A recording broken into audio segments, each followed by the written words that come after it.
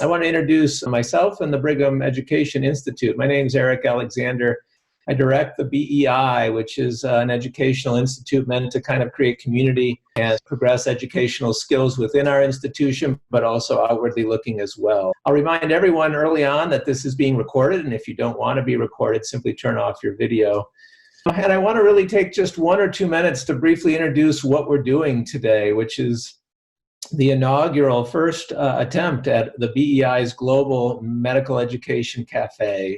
And the idea behind that title and this idea is to play off of what many people have done before us, to create a forum where we can take advantage of the virtual space to be able to bring in people who are not right in our local environment live, but still connect in real time, and to create a forum where we can talk, we can share, we can think, you can do what you do at a coffee house or a cafe, and a place where we're open, we're welcoming, and respectful of each other's ideas. So I'm going to turn it over shortly to Dr. Subha Ramani, who'll talk to you about the format ahead. But I do want to just take a moment to welcome and thank Professor Cees van der Vleuten for being our first invitee to help anchor our start here. I want to also then introduce Dr. Subha Ramani, who's the BEI's lead for global perspectives and community. And with that, Subha, I'm going to turn it over to you.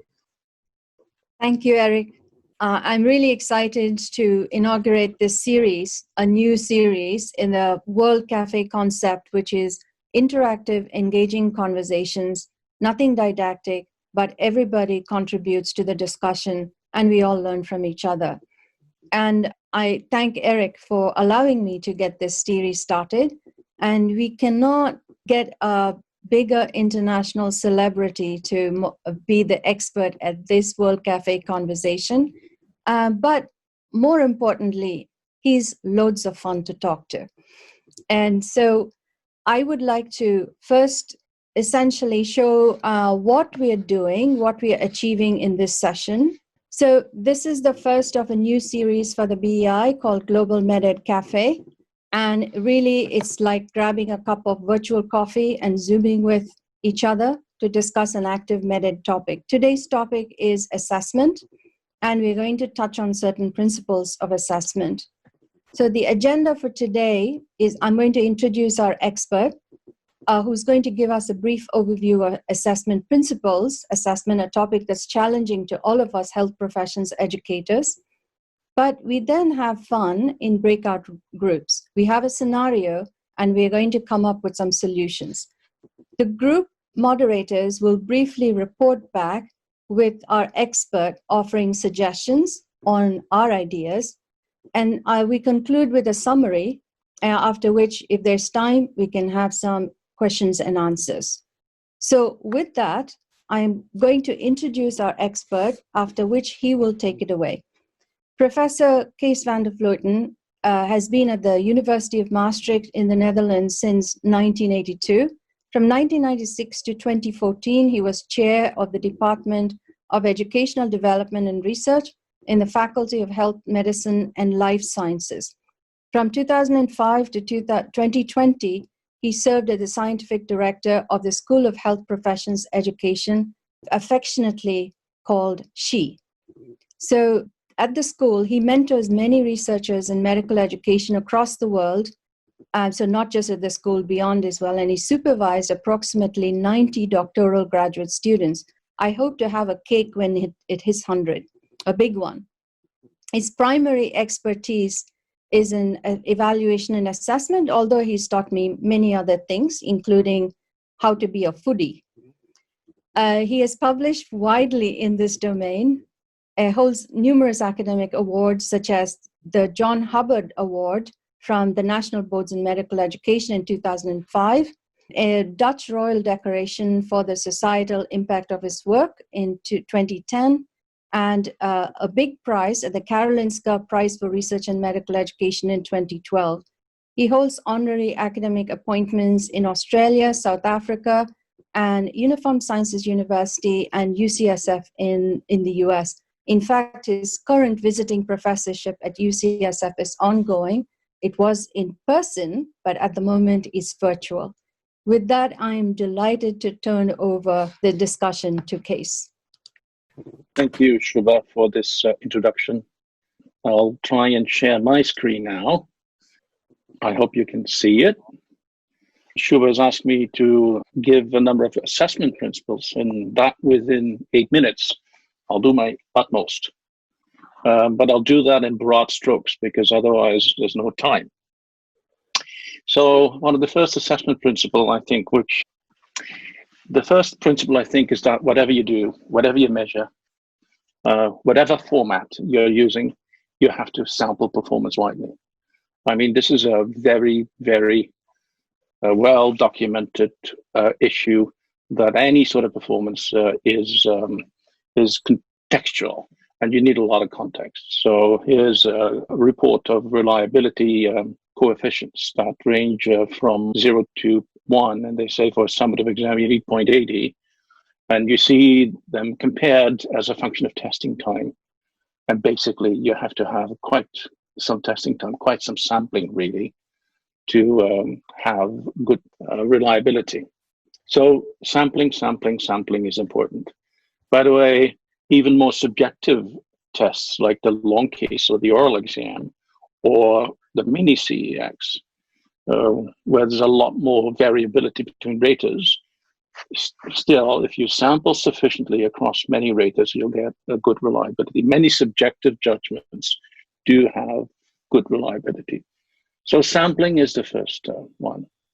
The second is that there's not a single magical bullet of assessment.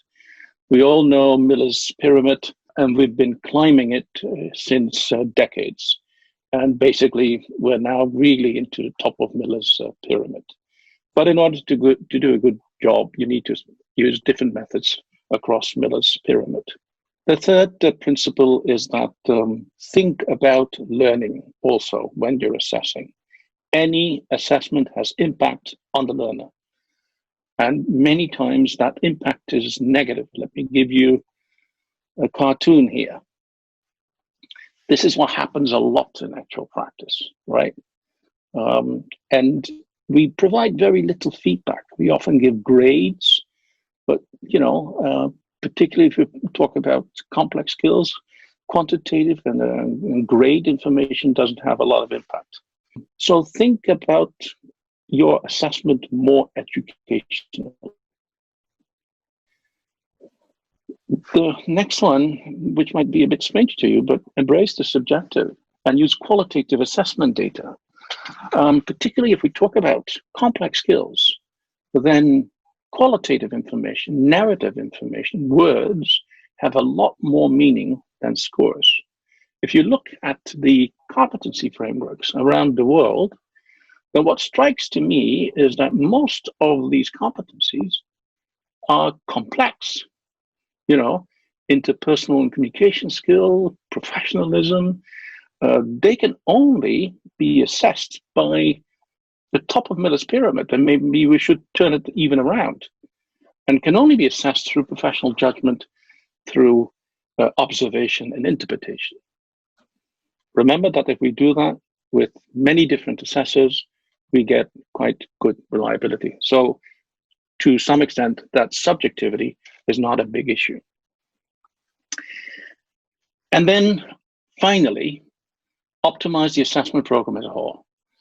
We tend to optimize everything within a method. So a single method needs to be perfectly reliable, perfectly valid. That's not going to happen. But the system as a whole can be. And there's a whole notion out there around programmatic assessment, and time doesn't permit me to go through it. But it's an approach to optimize the whole program instead of individual assessments. If you want to know more about programmatic assessment, it's a more systematic approach to assessment. Want to know more, look at my personal webpage. You'll find papers there. This is kind of it. These are 5 brief principles that I would like to discuss. Thank you. So where we go next is we do breakout rooms. So we're doing 4 breakout rooms, and I'm going to post the scenario on the chat, although your breakout moderators do have the scenario. So there is a scenario, and I can even share it. Hang on a second. So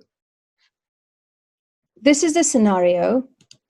A new medical school is formed, and you are the inaugural dean for assessment. Given a substantial budget resources, this is dream world, and have 100 students per class. The medical student dean is convinced that students have the ability to progress to graduation in only 3 years and wants you to demonstrate through robust assessment that the school can produce competent, internship-ready graduates in only 3 years. And there's been a lot of work about time variable competency-based assessment. So groups 1 and 2, this is your remit, which is how will you design a system to assess preclinical students that fulfill principles of assessment for learning, but these students should demonstrate progression towards learners' future clinical rotation. So think about necessary education, coaching, remediation strategies as well. So preclinical student assessment to demonstrate progression towards future clinical rotations. Groups 3 and 4 will do a similar task, but then this is assessment of clinical students who will demonstrate readiness for internship.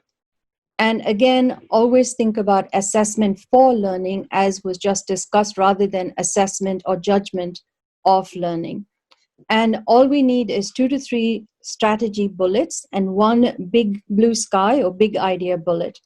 And the group moderators will have 3 minutes to report back to Cees, and Cees will then have time to respond to the bullets, and then also that would be a great time for Q&A.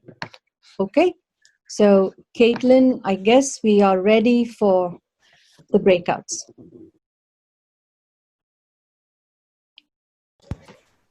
So who was group 1, Erik or Ed? I think all of us have returned to the main session.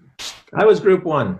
Okay. And I can report out on a fantastic group and bring together a few ideas. We didn't solve the vignette nor the world here, but we had some ideas. We started, though, with an interesting just concept, which is if you were here to say we were taking in this vignette 2 years of normal preclinical instruction and saying we want to do it in 1, or whatever that vignette was saying, we tackled the question a little bit of how do you create that efficiency, or do you have to kind of change the whole system of teaching and learning? It's not just compacting things together, it's rather rethinking it. And I think our group fully came out on that latter side, which is that a new idea of how you teach, a new idea of how the student takes ownership is part and parcel to how you also assess it. So that was one idea.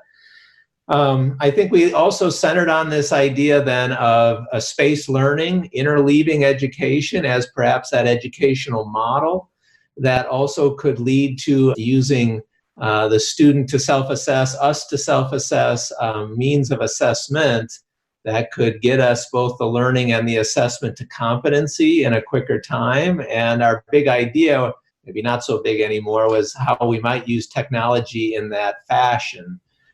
Many of these kind of smart learning modules, or using just technology in other ways. So those were our ideas, group number 1. I think we were group number 2, dealing with the same issues. So I guess the big idea that came out of this is that while it made perfect sense for the exercise, in effect, we thought that it was really important that the people in the groups 3 and 4 and 1 and 2 be talking to each other all the time, simply because you wanted to develop a comprehensive and integrated 3-year or however many year system such that preclinical laid the foundation for the clinical. Because if we had different goals than they did, or different, and they had different ideas of what we were setting up, that was going to be useless. But then we were asking questions briefly like, what is the framework? Would EPAs work for this group or not? How do we know how to account for individual progression such that some students move faster than others? How do we use multiple methods beyond multiple choice in preclinical education to get at that and generate diagnostic and actionable feedback to students at the same time that the feedback would be relevant and interesting to what the dean wanted to know? So we identified, I think, a different set. And it's interesting that the two groups may have come out with complementary but all important sets of issues about preclinical assessment. Maybe we could pause to let Cees respond to the preclinical part of assessment, and then we can go on to groups 3 and 4. Fine. I think that I strongly resonate with the impact of the change would also have an impact on the program as a whole, on the curriculum. I think that if you wish to change a system only for the assessment, then that's not going to be very easy. I think that particularly if we talk about assessment for learning strategies, that you need a curriculum that is constructivist by nature. And so that requires probably a full redesign of a program. I strongly agree with that. I also strongly agree with the fact that we need to talk to each other. Difficult in many medical schools, because mostly medical schools operate in silos, and it's very hard to communicate across, let alone that you work together to create something new. Very difficult for medical schools. I also like the fact that you have to think from frameworks. I don't care whether you adopt the classic frameworks like you have in the US or EPAs. To me, these frameworks, they are important for a couple of reasons. One is that they pay attention to more than knowledge alone, right?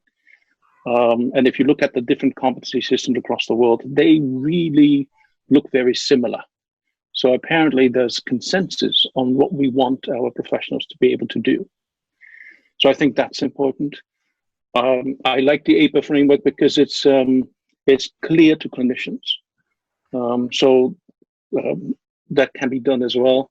I don't hope that EPAs is another tick on the box from an assessment perspective. And I do agree that we need multiple methods and diagnostics that are actionable. To give you an example of our own curriculum, in the preclinical part, well, difficult to say preclinical because we have PBL and everything is also very clinically oriented.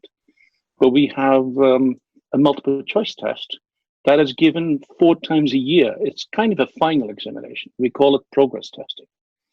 And any question could be asked. There's a similar blueprint, but every 3 months, this comprehensive exam is made by all the students in the curriculum. And we have a 6-year undergraduate curriculum. So at the same time, we have some 2,000 students sitting the same test, making the same test. And we look at your growth.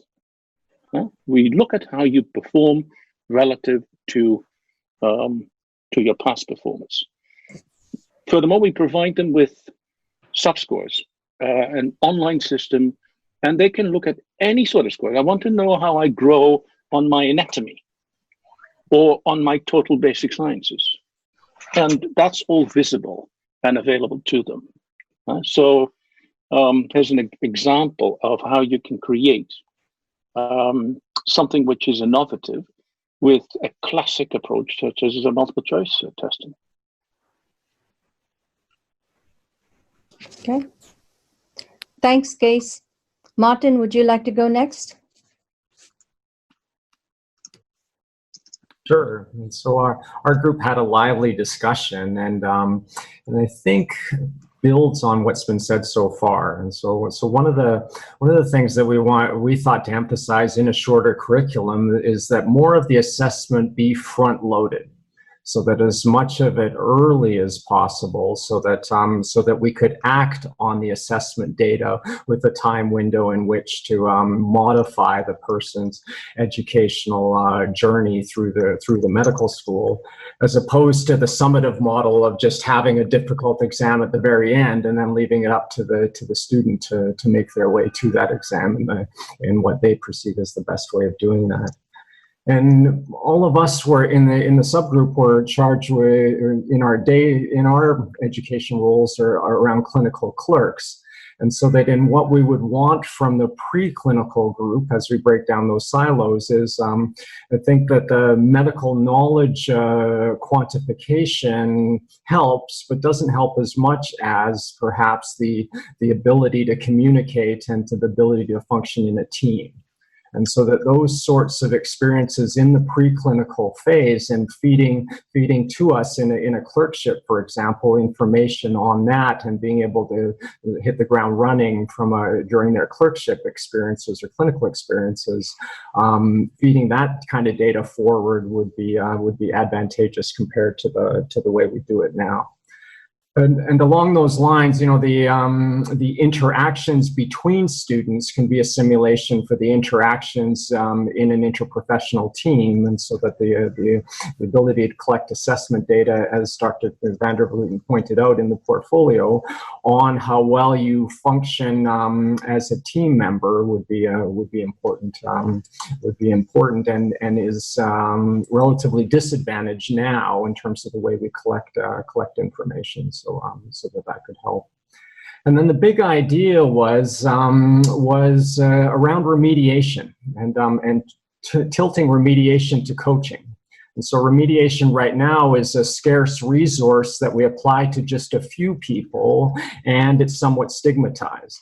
And so given that Dr. Ramani has given us endless resources, what we would do is remediate everyone. And so that everybody would have a remediation coach and would have a constructivist, individualized path through the shortened curriculum that would take advantage of the affordances that would let each individual grow in the best way forward. Thanks, Martin. So our group 4, was also about clinical assessment or assessment in the clinical years.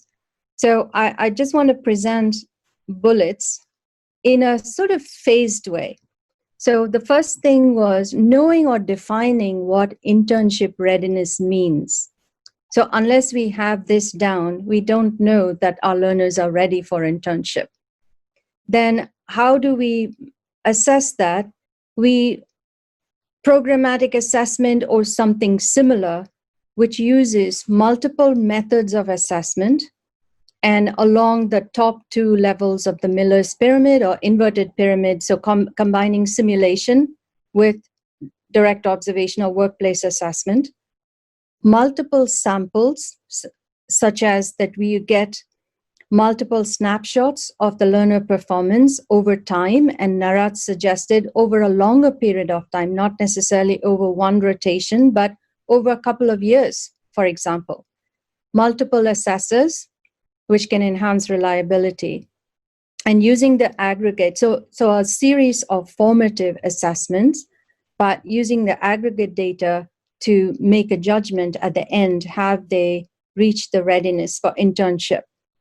But the big idea, and of course, subjective and narrative really is key, because you talked about the coaching, Martin, but then if you have in a simulation exercise or in the direct observation exercise, if you give quick bites of feedback, and you say, okay, what is the next thing you need to improve on, and how will you improve? That's already coaching, bite-sized pieces of coaching. But the big idea, I would say, well, these are all big ideas. We also solved the pandemic while we were there in the last 5 minutes. However, rater training or assessor training was a big piece. People can sit in their institutes of assessment and devise all the best assessment there is. But if people on the ground are not privy to what exactly are they supposed to do, how to assess, how they should give feedback, it's all going to come to naught. So that was our big idea. So Cees, now for the clinical assessment part. Well, I see many similar sort of ideas. I completely agree that our assessment needs to be front-loaded and so that you can act on the data instead of big bang exam approaches. And there's a lot of information and data that if you have much more assessment that is informative, you can spot individuals much earlier. And I do really support the fact that remediation and coaching for everyone is important. I have been in the PBL games since the beginning of the 80s, and I have learned that self-directed learning requires directing. And we do that through the use of coaches for everyone. And every individual learner is required to have their database, their e-portfolio, and they have regular meetings with the coaches, which they prepare for, which they self-analyze, and that happens very early on. You were talking about the ability to communicate. To give you an example, in my own medical school, year 1 students coming in are having a simulated patient contact every couple of weeks, which is being recorded on tape. And this happens throughout the first 2 years with a lot of feedback on communication, on professionalism, discussed in groups of students. In year 3, they then see real patients with a clinician where they get direct feedback. So here you see a gradual increase in authenticity of the way that information on a complex skill like communication is given. I also have evidence for clinical learning, also for postgraduate clinical learning, that if you pay attention to complex skills, such as, for example, communication, those kind of skills will grow. However, the opposite is also true. If you don't pay attention to those skills, don't expect those skills to improve. So basically, we do need a longitudinal, continuous approach. And I think that, well, I love the fact in my own group, I'm all about combining information, multiple methods, and then using the aggregated data to come to a higher stake decision.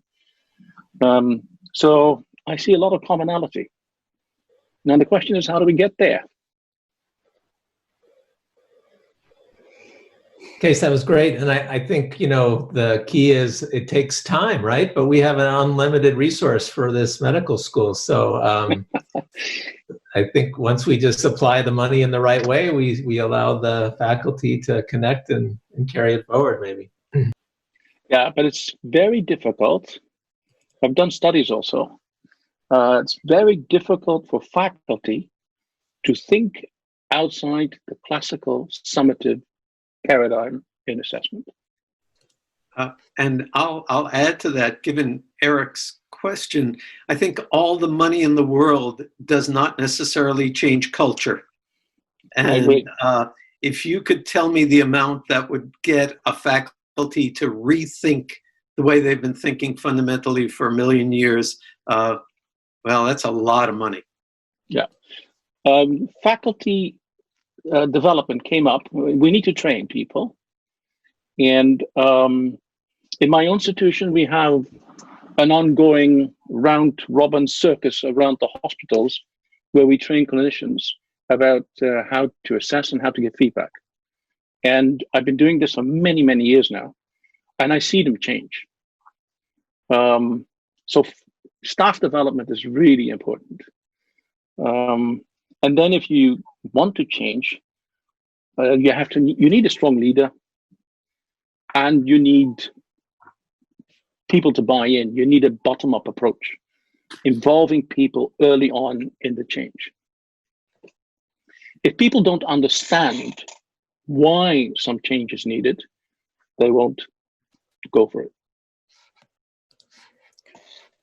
So thank you. That was fantastic. And now that we've solved all the world's problems, I would like, the time is nearly up. So what I want to do is just summarize, and believe me, Cees and I didn't necessarily talk beforehand. However, my summary really reflects what he said all this time. So here it is.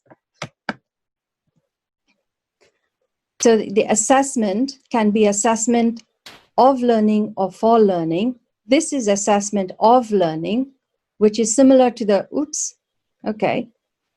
I think it, and so it's basically the same as what Cees showed, which is you taught the learner, but they didn't say they learned it. But this is assessment for learning, unlocking potential, which comes back to the point, of coaching that's longitudinal and for everybody. So assessment of learning is just a focus on the traditional focus on summative assessment and judgmental feedback. And assessment for learning is to assess what they understand, and bottom-up approach, which was talked about, learners engaged in ongoing assessment and behavioral feedback that empowers and motivates learners. Finally, these are the few bullets that I came with. Accurate assessment of different domains is not all summative, sorry for the spelling error, or numerical. It incorporates the learner's voice, and I should say the faculty voice as well, should provide a more complete picture of competence.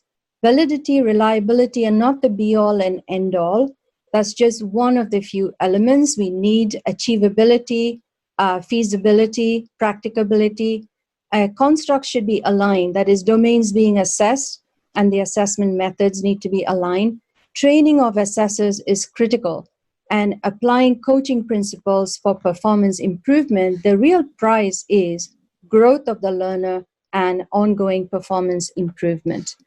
And that was my summary. And I know the hour is up, but if people want to stay back to ask Cees any questions, I'm sure he'll stay on for a few minutes.